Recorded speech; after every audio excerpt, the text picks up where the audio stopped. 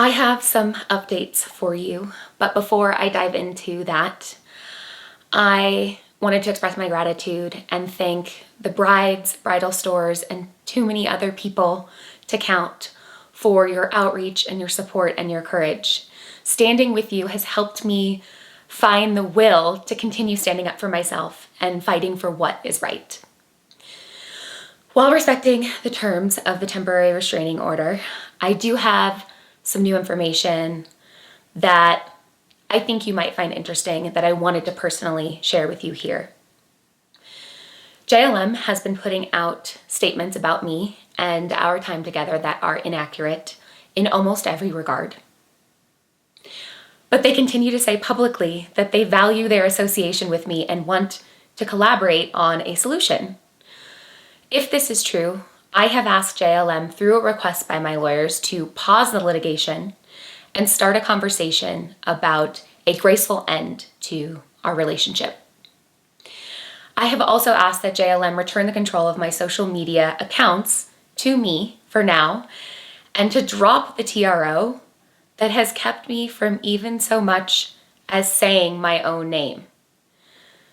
Then we can engage in a meaningful negotiation about our differences. It's not a lot to ask, and I do feel that their answer is going to tell us a lot about what their true intentions are. On that note, I wanted to be clear about what I am fighting for. My Instagram and my name. What JLM has not told you is that my agreement with them gave them absolutely no rights to my Instagram account or how I use it.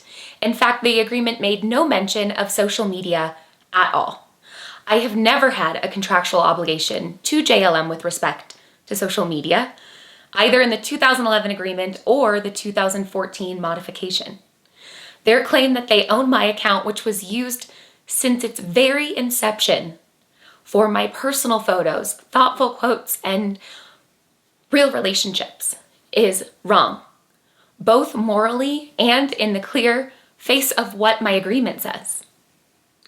Beyond Instagram, JLM's determination to keep my name for their own commercial purposes and deny me the right to use it in any business for the rest of my life is morally indefensible and I believe legally wrong.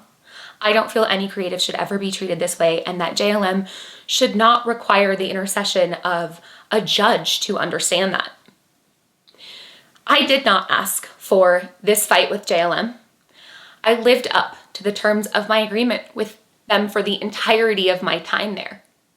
I loved every minute of being a designer, and for over 9 years, I gave JLM and my bridal stores all the heart, soul, and hustle I had.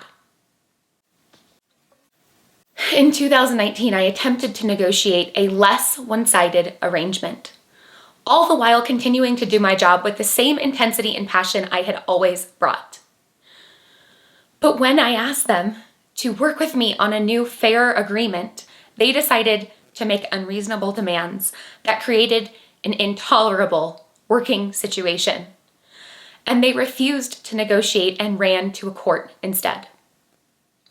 While I am fighting for my own rights, I am not alone.